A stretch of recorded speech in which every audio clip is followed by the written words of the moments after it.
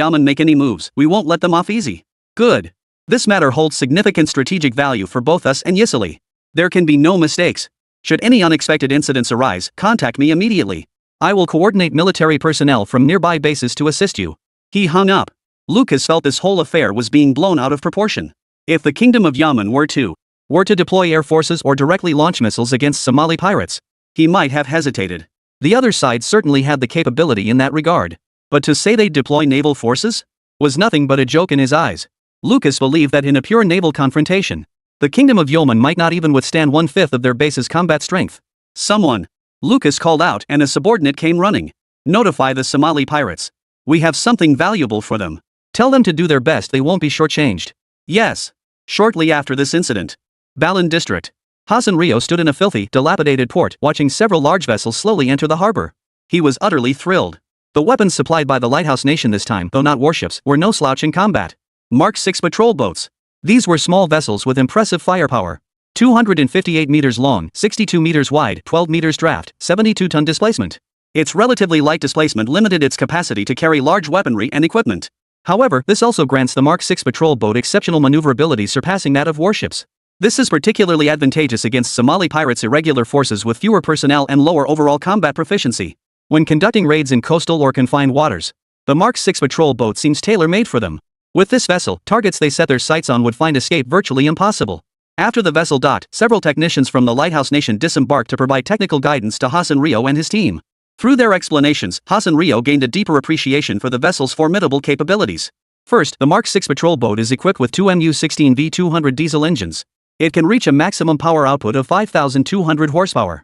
Two water jet propulsion systems enable a top speed of 45 knots. For example, cruising at 30 knots, the maximum range reaches 600 nautical miles. Regarding passenger capacity, the Mark 6 patrol boat can accommodate over 18 people simultaneously, with 18 seats installed on board. What about its armament? Hassan Rio was a rough-and-ready sort, not particularly knowledgeable about these matters. His passion lay solely in weapons. The technician chuckled and continued, the Mark 6 patrol boat is equipped with an M38 28mm cannon turret, 6 gun mounts, and an M2 HB 127mm machine gun. These can be swapped out for 762mm machine guns or 19 Malawian Kwacha's 40mm integrated grenade launchers as needed. After hearing this, every pirate present froze in stunned silence. When the hell did we ever fight such a well-equipped battle? What had they been using before? Useless speedboats, even decommissioned fishing vessels. In urgent situations, they'd even resort to old, decrepit wooden boats. Possessing attack craft of this caliber was something they dared only dream about. Now it was a reality. Not to mention, these vessels have the potential to be equipped with BGM-176B Griffin or Hellfire missiles. Beyond combat, the Mark 6 patrol boat also possesses reconnaissance capabilities. Thanks to its clever design, the Mark 6 patrol boat can be equipped with reconnaissance gear and communication systems. The Lighthouse Nation technicians dispatched to the site. He added, "Our nation has only sold this type of attack boat to Ukraine and Belarus, priced at a staggering $35 million per vessel. Now we're giving them to you for free. Do not disappoint our expectations, understand? Yes. This vessel. Originally built for Ukraine, but due to certain circumstances, the remaining units have been gathering dust in Lighthouse Nation's warehouses. Considering this operation, these vessels could prove useful. We've secured 5 of them to test their effectiveness against Somali pirates." I understand. Leave it to us. The once brutal, unreasonable pirates had learned the ropes of diplomacy. Hassan Rio hurriedly dispatched his men to escort the Lighthouse Nation's technical advisor, ensuring he was well taken care of. Subsequently, Hassan Rio stubbornly issued a joint statement, preparing to confront the Yaman Kingdom head-on. Given the Kingdom of Yaman's recent unjust remarks against our nation, we hereby declare, any vessels belonging to or associated with the Kingdom of Yaman transiting through the Aden Gulf, Honghai, or the Asan Ocean will face necessary measures as severe punishment. The world was in an uproar. For pirates, universally despised as outlaws, had now learned to issue statements. This development felt utterly bizarre. And their tone was so uncompromising it felt downright terrifying. Naming names and demanding the Kingdom of Yaman pay the price they weren't even bothering to pretend anymore. Chapter 196, Zhongdong, the Rising Star. Netizens worldwide are left in disbelief. This whole affair just feels like there's more to it than meets the eye. Do I even need to think about it? Without some mastermind pulling the strings, would Somali pirates dare pull this stunt? What's in it for them, you tell me? Out of nowhere, they drop this bombshell, no prior grudges or conflicts.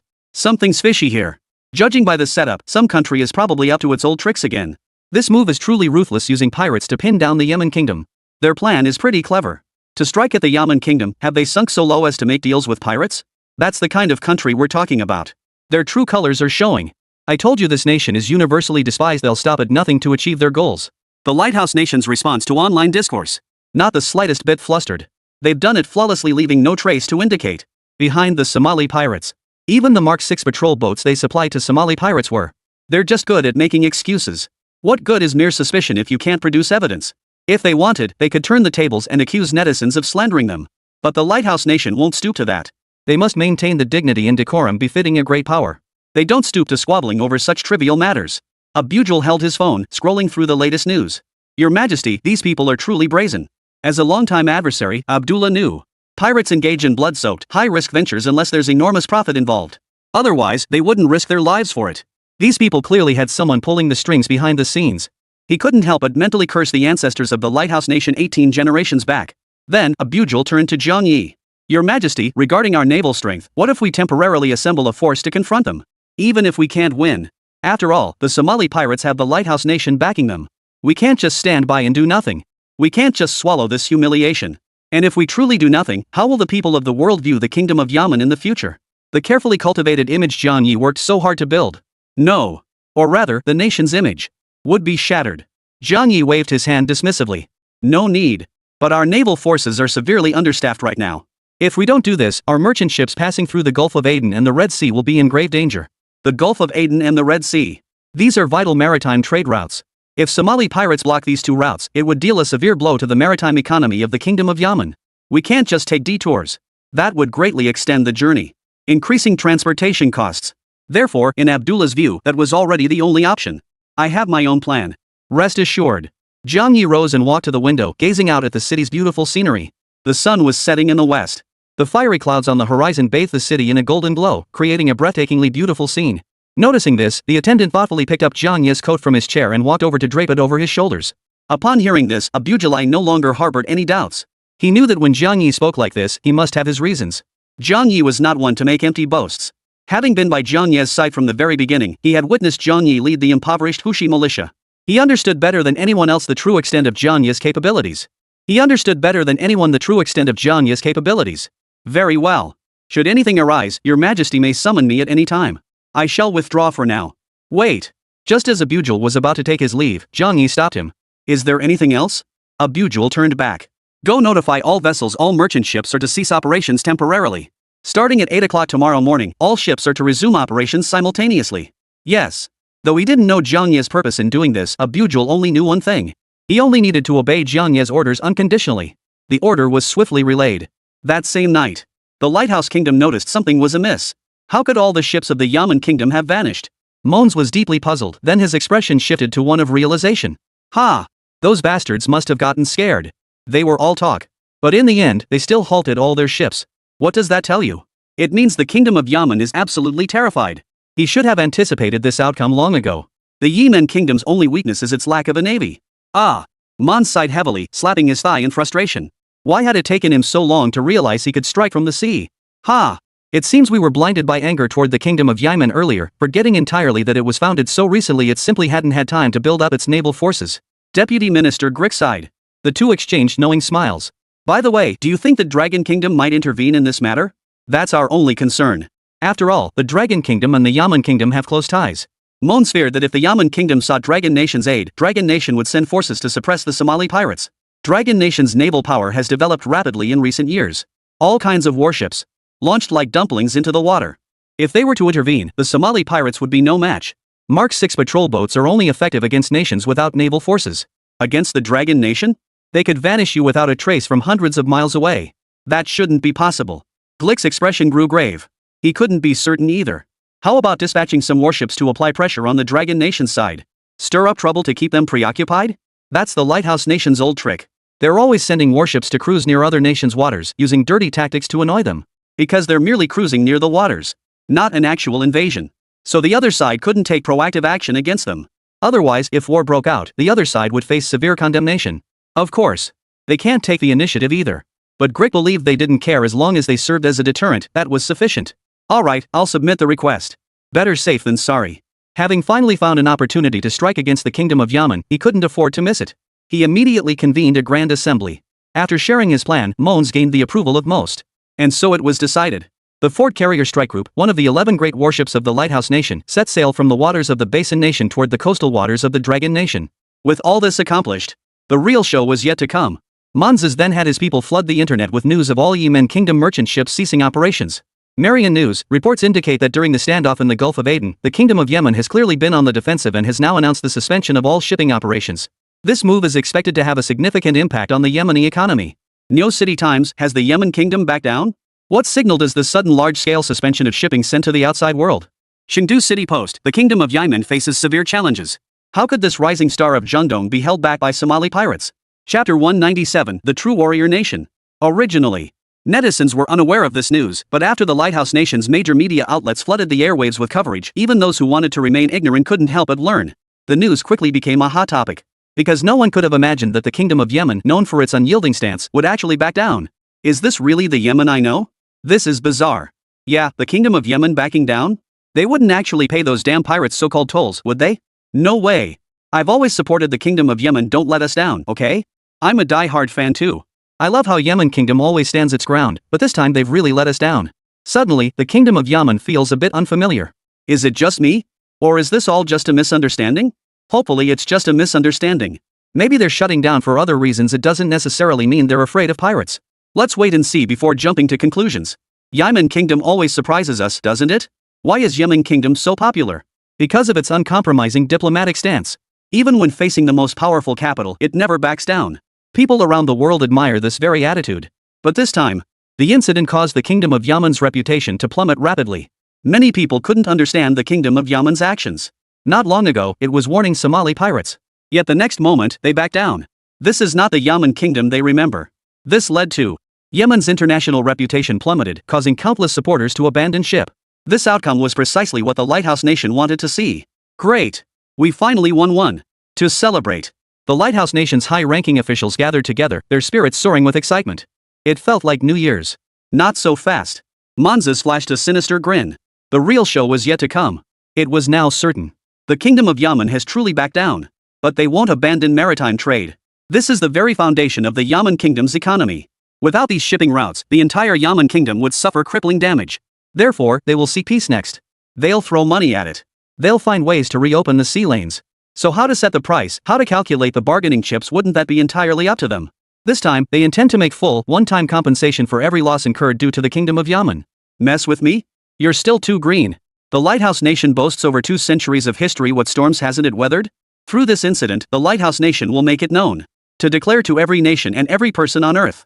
Crossing the Beacon Nation will never end well. Muds contacted Hassan in Rio.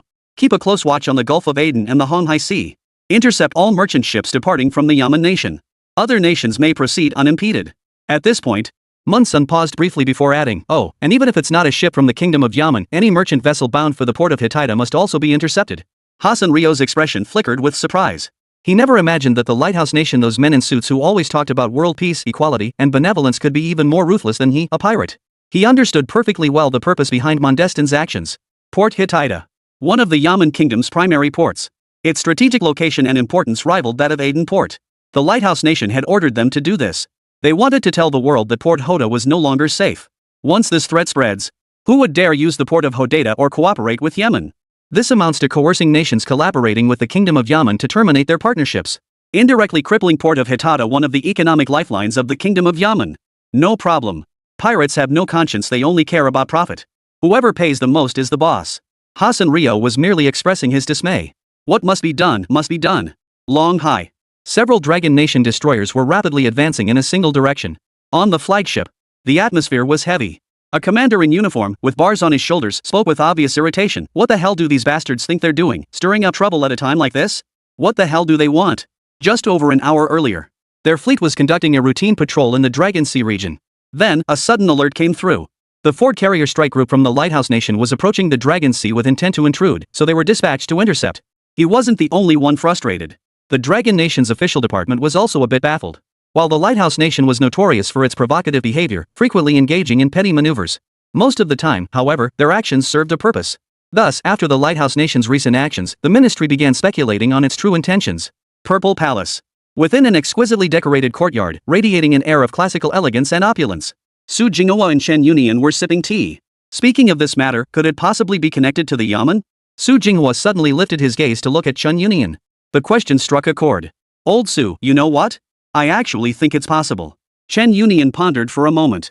Yemen is currently embroiled in a public relations storm, with its reputation declining and public opinion becoming polarized. The lighthouse nation would certainly want to see this situation continue. This matter has nothing to do with the Dragon Nation. But from the perspective of the lighthouse nation, they would certainly worry that the Dragon Nation might intervene. So stirring up trouble in the Dragon Sea makes perfect sense. With that thought in mind, Su Jinghua called Jiang Yi and got straight to the point. Jiang Yi, do you need any help with your situation? Jiang Yi was somewhat taken aback. Mr. Su, why ask this? Su Jinghua chuckled and explained, our interests are deeply intertwined now. Much of the cargo traveling between Longwa and the Kingdom of Yemen must pass through shipping lanes blocked by Somali pirates. With those routes sealed off, we have legitimate grounds to intervene. Just say the word if you need assistance, we can deploy some forces immediately. Old Su was a man of genuine character. Yemen and Longwa still have cooperation agreements. You're blocking the shipping lanes. And I'm supposed to just stop doing business? A bunch of pirates, a bunch of scum. With just one word from him, it'd be settled in minutes. Uprooting these people entirely wouldn't even be an issue. He wouldn't believe the lighthouse nation would dare intervene directly, combating piracy. But it's the duty of the world's people, and international law is clear on this. Could the lighthouse nation openly defy the entire world? They would dare. The Dragon Nation isn't afraid either. Because the other side is fundamentally in the wrong. For millennia, the Dragon Nation has spent most of its history at war. Ultimately, the Dragon Nation's people are the true warriors. Otherwise, how did it become the world's third largest country by land area? Did you get it for free when you topped up your phone credit? In any case, when it comes to fighting, they've never backed down. Jiang Yi listened and couldn't help but admire old Su's courage. But this matter began with the Yemen incident. Jiang Yi still wished to resolve matters peacefully. He politely declined the support offered by the Dragon Nation. Chapter 198, the 800 billion reward system. Jiang Yi spoke up, Mr. Su, thank you for your offer. However, I already have my own plan in place. Please take care of your health and rest well. I'll keep you updated with good news. Seeing Jiang Yi's resolute stance, Su Jinghua said no more. Very well, I'll await your good news. Don't let me down. I won't. Alright then, go ahead with your work. We'll connect later. Understood. Su Jinghua then directed his team to focus entirely on countering the Ford-class carrier strike group from the Lighthouse Nation. You trust this young man that much? Chen Yunian chuckled from the side. He could tell Su Jinghua genuinely admired Jiang Yi. Of course. Su Jinghua lifted his teacup, took a light sip, and repeated, that kid has done so many incredible things. Haven't you noticed? In his early 20s, he single-handedly held up an entire nation. And in numerous fields, he successively taught lessons to world powers like Italy and the United States. How could he not admire him? They hadn't met often. Yet every conversation Jiang Yi had with him left him stunned. His shrewd insight, mature and seasoned way of thinking, exceptional foresight, and extraordinary knowledge were all beyond his comprehension. Chen Yunian had no objections whatsoever. After all, even setting Su Jinghua aside, he himself held Jiang Yi in high regard. The two shared a knowing smile. They continued sipping their tea. As time passed, the situation kept escalating, drawing increasing attention. Many believed the Yemen kingdom would never compromise easily. They expected a response would follow. Yet so much time has passed.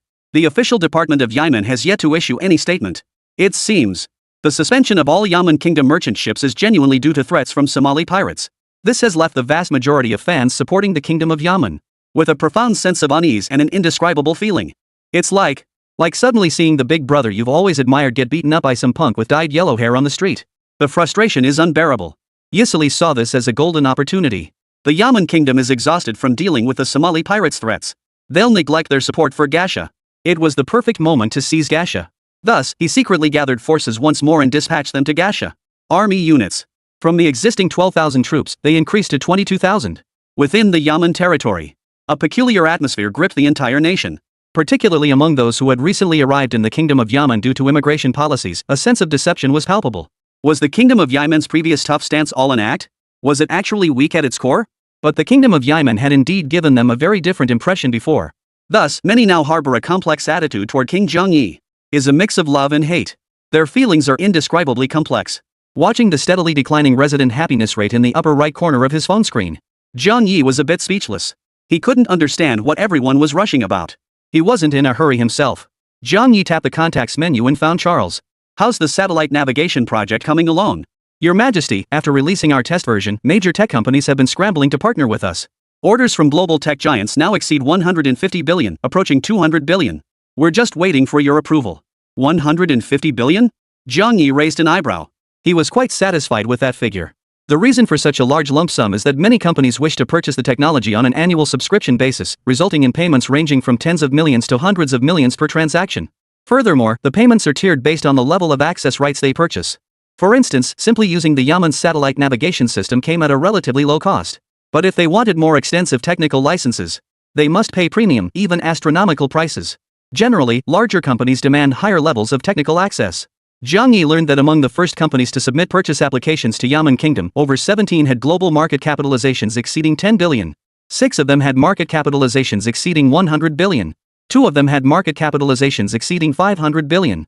Among the industry leaders, Zhang Yi reviewed the proposals and proceeded to sign each contract individually, provided the quotes fell within a reasonable range.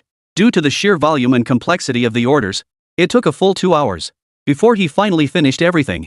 Zhang Yi wiped the sweat from his forehead, took a sip of water, and prepared to rest. Just as he set down his phone, a notification popped up on the screen. Notice, congratulations! Your nation's economic income has exceeded 800 billion, qualifying for a level 2 capital city upgrade. You have earned the following reward. Fonglon class unmanned naval attack vessels X-50. Unlocked purchase rights available via the Prestige Store. Fonglon class unmanned naval attack vessels? Zhang Yi froze. No way, such a coincidence? The Somali pirate incident. Zhang Yi wasn't in a hurry. Was because he had already decided to spend a fortune at the Prestige Store to exchange for a fleet of naval warships that previously seemed reasonably cost-effective. Since it was a fleet of warships, the price was astronomical. It required over 40 billion US dollars. This included the carrier itself, carrier-based aircraft, destroyers, frigates, attack submarines, comprehensive supply ships, and more. In terms of value, it was actually acceptable. Typically, a fully operational carrier strike group equipped with all these vessels costs around $300 to $400 billion to build. But cost-effectiveness aside, for Zhang Yi, whose current assets amount to 7 or 800 billion yuan, this price is no small sum. He must make a painful sacrifice. After all, this money is needed to run an entire country. There are countless demands on the budget. One misstep could trigger an economic collapse, undoing all his previous efforts. This necessity compelled Zhang Yi to exercise extreme caution with every single penny. But there was no alternative. Maritime power must be developed sooner or later. It's an inevitable challenge. Better to redeem it sooner and put it to use sooner. Zhang Yi prepared to grit his teeth, make this small sacrifice first, and expand the maritime power of the Yaman Kingdom. But now, Zhang Yi seemed to have no need to take this step after all, for the system had delivered a ready-made solution. The Fonglon-class unmanned naval attack vessel? Zhang Yi murmured softly. Opening the warehouse, he saw this unmanned vessel inside. Its exterior was predominantly silver-black. It had a distinctly metallic texture. At first glance, it resembled a steel beast plunging into the ocean. 2 massive cannons dominated its upper section. They radiated sheer menace. Zhang Yi tapped the data, examined it closely, then revealed a look of surprise. The vessel measured 20 meters in length, 5 meters in width, and had a draft of 2 meters. Its propulsion system utilizes high-performance battery packs combined with small-scale nuclear fusion power. The battery pack provided conventional cruising power with a maximum range of 2,410 nautical miles. When executing emergency missions, the system could switch to the small nuclear fusion system, enabling the vessel to rapidly accelerate to 50 knots. This significantly extends its operational endurance. In other words, this thing is actually hybrid-powered, combining conventional and nuclear propulsion. Though the system rewards have always been mind-blowing, this was beyond Zhang Yi's expectations. Chapter 199, the Fonglon-class attack vessel. As for the weaponry, they surprised Zhang Yi even more. A high-energy microwave weapon, a 1-megawatt device with a 7-kilometer range capable of disabling enemy electronic systems. Similar to the electromagnetic pulse bombs used by the Wind Shadow fighters. It could also be used to jam and disrupt incoming missiles' guidance systems, altering their pre-programmed flight paths, serving as an interceptor. Then there was a small 52mm caliber electromagnetic railgun. Its projectiles achieve an initial velocity of 25 kilometers per second. Maximum range, 400 kilometers. With a firing rate of 5 rounds per minute, it can conduct guided strikes against any maritime target or low-altitude aerial target. Let's put it this way. When the Lighthouse Nation's aircraft carrier arrives, it'll become a target in front of this thing. As for the vertical missile launch system, it's even more versatile. It carries multiple types of compact missiles, such as anti-ship missiles, air defense missiles, anti-ship missiles, and armor-piercing rounds. All have a range of 500 kilometers and a speed of Mach 12. It also features a series of drone launch platforms, capable of carrying 20 to 35 small attack drones. Paired with swarm drones, Zhang Yi could only think of 2 words: invincible. Through further investigation, Zhang Yi also discovered that the silver-black armor plating covering the vessel's surface was no ordinary material. It was a high-strength composite armor, 0.72 meters thick. It could withstand the shock of an explosion equivalent to 350 to 550 kilograms of TNT. Even if struck head-on by an enemy missile, there was no risk of sinking. But what truly blew Zhang Yi away was that the vessel was equipped with an artificial intelligence system. It carries an advanced intelligent chip known as T-4623. This endows the vessel with autonomous decision-making, target recognition, and tactical planning capabilities. It could analyze battlefield conditions to automatically select optimal combat strategies and coordinate operations with other unmanned vessels. Wow! Jiang Yi couldn't help but wonder that the combat power of these 50 Fonglan-class intelligent combat vessels might not be weaker than an entire carrier strike group? Somali pirates, huh? Jiang Yi's face was full of amusement.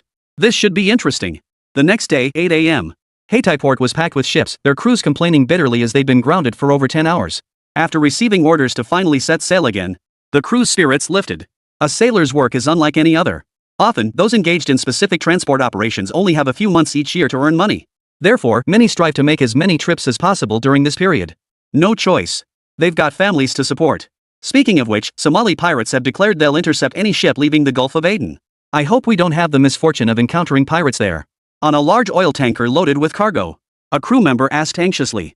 Many others aboard shared his apprehension. Everyone looked at the first mate, waiting for his answer. Making money is certainly important. But if pirates take your life, it's not worth the cost. Don't worry, they're just bluffing. We've got the Kingdom of Yemen backing us, they wouldn't dare. The first mate felt uneasy inside. But he had no choice. He had to appear calm if even he, the first mate, panicked. How could the rest of the crew hold their ground? Sailing the seas. It's a profession where you have to steel your nerves to survive. There's no other way. Ships began setting sail one after another. What? They've set sail? The lighthouse nation had been closely monitoring the situation at Hittite port. Once navigation resumed, they were the first to know. Something's off. Something was very, very wrong. Last night, they all believed the Yemen kingdom had backed down. They had waited all night for this. They waited for the Kingdom of Yemen to initiate negotiations. Instead, they learned of the shipping route opening. Are they truly unafraid of their merchant ships being hijacked? Very well. Since they're so stubborn they'd rather die than back down, let's teach them a lesson. Mons coldly issued his orders. Lucas received the news. He immediately dispatched several cruisers from the Corvette naval base to the waters of Yaden Bay. Lucas contacted Hassan Rio. We've tracked a massive oil tanker loaded with over 400,000 barrels of crude heading through Yaden Bay. Seize that vessel and the cargo is all yours. Hassan Rio heard this. His eyes widened. How much? 400,000 barrels? At an average price of $80 per barrel. 400,000 barrels of oil. That's 32 billion. Over 30 million. After securing this, won't they just take off immediately? Hassan Rio swiftly relayed this news to his men. The entire pirate crew wore looks of frenzied excitement, already counting the freighter as theirs. A few minutes later. We've spotted the target ahead. Target confirmed. It's a tanker loaded with oil, arriving here in about 20 minutes. Hassan Rio could barely contain his excitement. A deal worth over $30 million. If they pulled it off, it would be enough to keep them living it up for quite some time. He waved his hand, signaling the crew to maneuver the Mark VI patrol boat recently supplied by the Lighthouse Nation toward the target. 5 Mark VI patrol boats sailed majestically across the sea. Their speed far surpassed that of their old, dilapidated vessels. Behind the vessels, powerful jets propelled them forward, sending waves dozens of meters high crashing behind them. Oh no, it's a warship. It looks like pirates. On the cargo ship. Someone noticed something was amiss. After Hassan Rio acquired the Mark VI patrol boat, he had his crew hoist their pirate flag. So it was easy to recognize. Are they really here? The first mate and captain froze, swallowing nervously. They hadn't expected the pirates would actually dare to come. A moment passed. Hassan Rio's vessel approached the freighter and fired a cannonball toward the nearby waters. The crew members were all startled. Especially the captain. He had sailed for years. He was no stranger to Somali pirates, but when did they acquire such equipment? He was certain this vessel wasn't Somali pirates' own ship, it must have been funded by someone. All hands, listen up. Now comply with the inspection, halt your vessel, and follow our instructions. Otherwise, don't blame us for being forceful. Hassan Rio ordered the warning broadcast over the ship's intercom. What should we do? The crew looked at the captain with despair, waiting for his orders. If they complied and let these ruthless pirates aboard, they'd likely face certain doom. But if we refuse, their rocket launchers could fire several rounds at the ship. While they couldn't sink such a massive vessel, but if the oil on board caught fire, the consequences would be unimaginable. We warned you long ago. Who'd have thought your Kingdom of Yemen would be so stubborn? Blame your king if you must. If all else fails, you can call him over to save you now, ha. Hassan roared with laughter. His expression radiated utter arrogance. Chapter 200, Deployment Complete, Collective Mobilization. Your Majesty, can these unmanned naval combat vessels truly defeat the enemy? On the observation deck, Henry stood with his arms crossed. He stood behind Jiang Yi. Jiang Yi held a tablet-like controller, remotely commanding all Fonglan-class attack craft. You know what? This is actually kind of fun. It's like playing a game. Jiang Yi could only say, the experience of playing a game within a game was truly rare. Why not give it a try? Without giving a direct answer, Jiang Yi smiled faintly. This time, Jiang Yi deployed all his forces. 50 Fonglan-class fighters were already deployed, rapidly advancing toward the pirates' location. And because they were unmanned vessels, unlike conventional vessels, they could also function as submarines, diving beneath the surface. The enemy wouldn't detect the Fonglan unmanned attack craft not by radar monitoring, nor even with the naked eye. Henry wore an expression of pure entertainment. He harbored no doubts about Jiangye's unmanned attack craft. He was merely curious about its actual performance. As a military combat enthusiast, Henry possessed an overwhelming combat drive. Had he not been the super soldier rewarded